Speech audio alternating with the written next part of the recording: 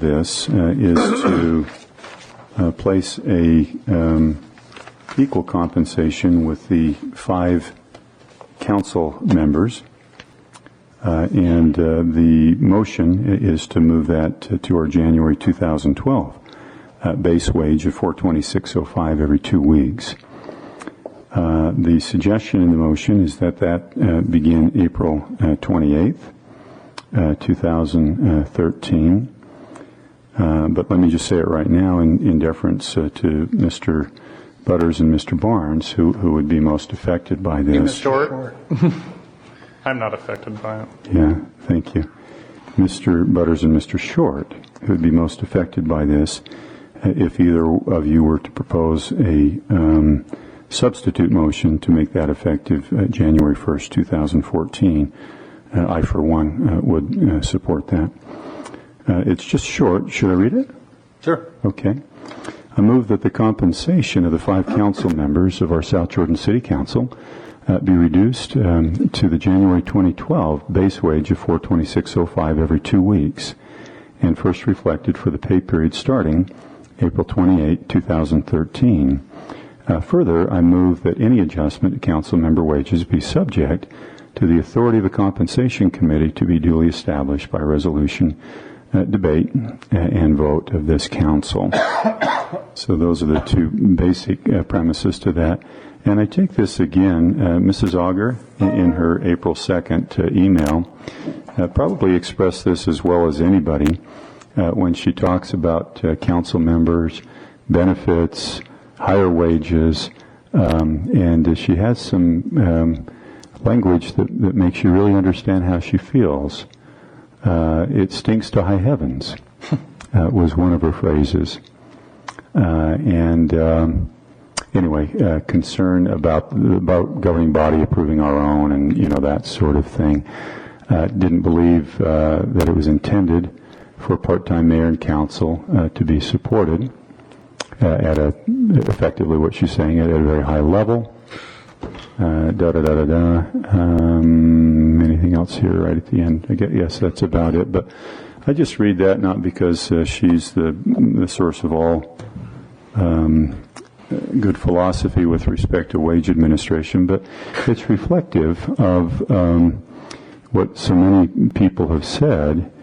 And frankly, as like a family, if you can remove the cause of contention, you can ameliorate much of the discord within a family. You've got to figure out what the cause of contention is.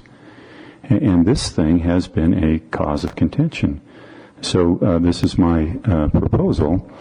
Unlike what the public may have been led to believe, or that people jumping out of basement windows may have had on their last thought in their mind before they made the leap, that in fact it's, in my view, and always has been, a matter of fairness.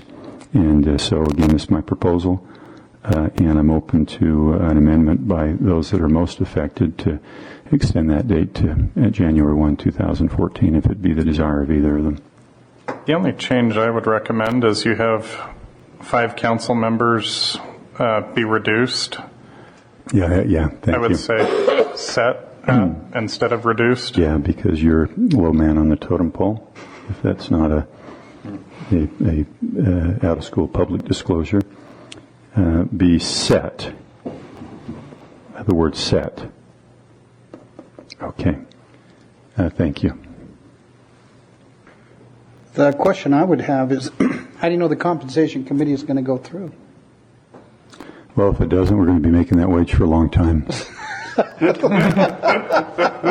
Well, which is fine by me, or you can amend this in the future.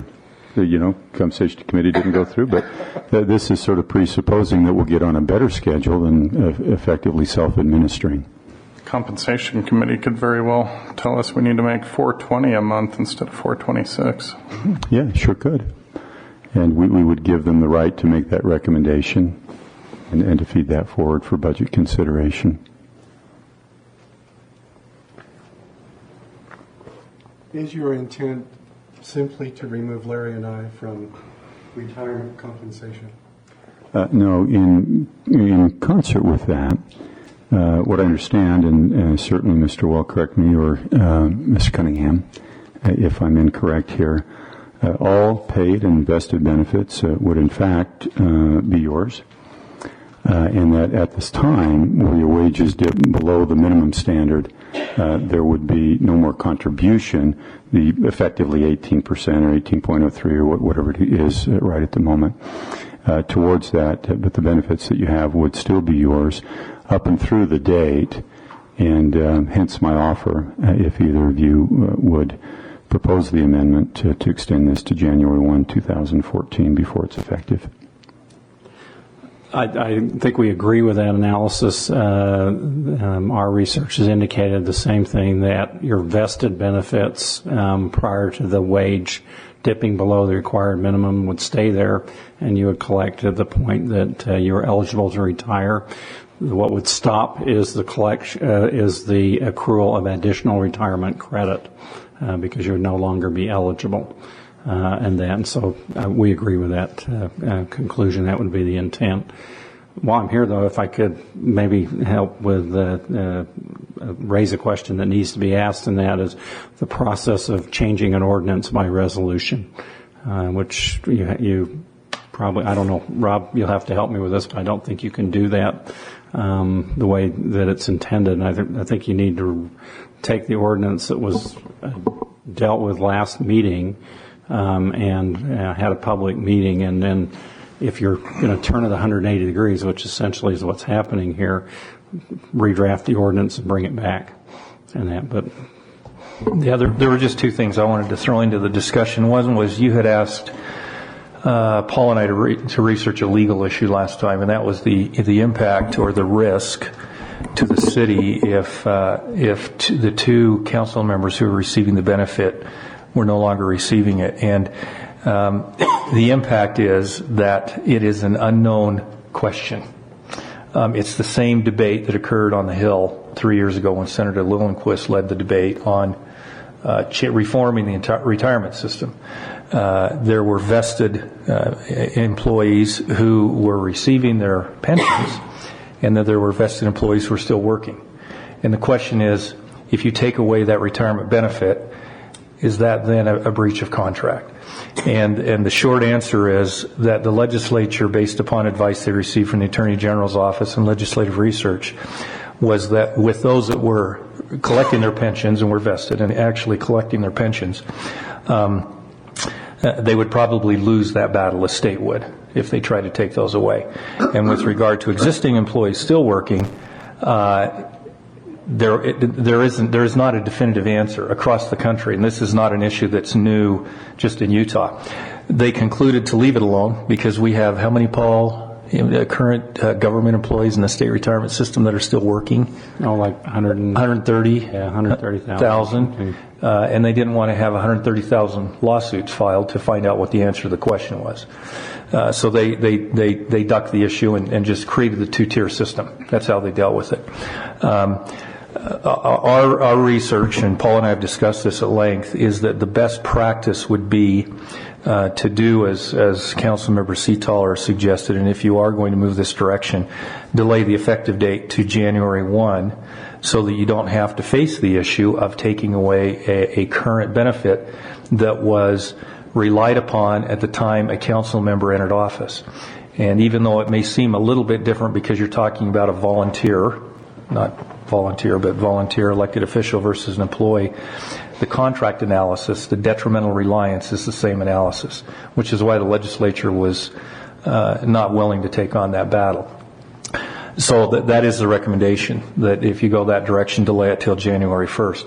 The other thing I wanted to mention, and Paul brought it up, was that under the state code, under Title 10, the salary of the elected officials must be set by ordinance. So we need to bring this back to you in the form of an ordinance that amends our code consistent with the state code provisions when you ultimately decide what your numbers are.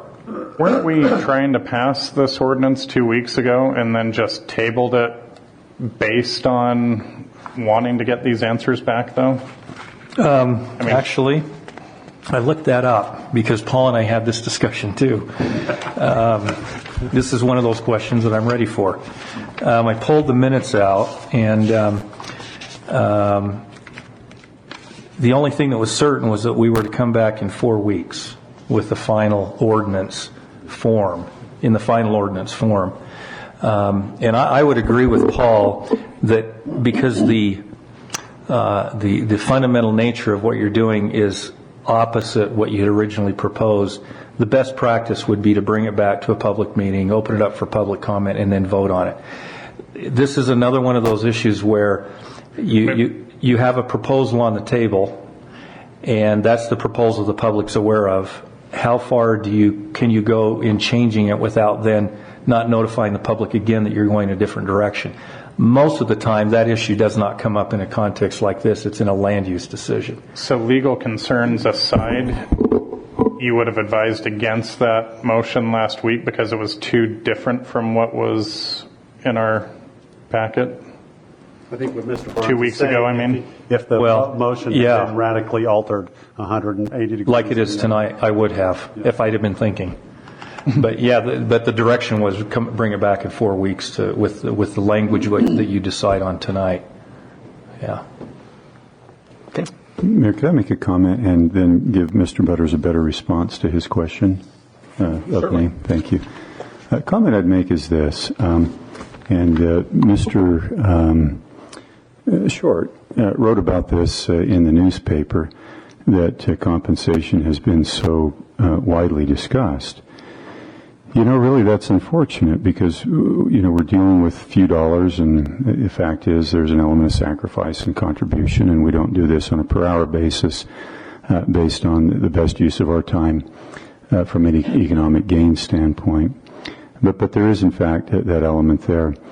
When we started out, after I and certain others were elected and began in January 2012, it was Mr. Geilman who came to us and said, hey, I've got an idea how we can equalize the pay, so be fair. And he brought the proposal forward at that time. And you know what, by golly, if we would have simply had a majority of vote then, we wouldn't have been talking about it at all after that first pass. I voted for that.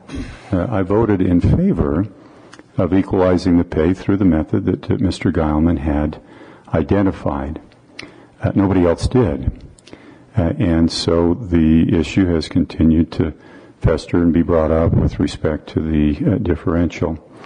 Arguments were given, and some of those were sort of philosophical, and people have the right to vote according to their conscience and desire, so I'm not deriding that at all.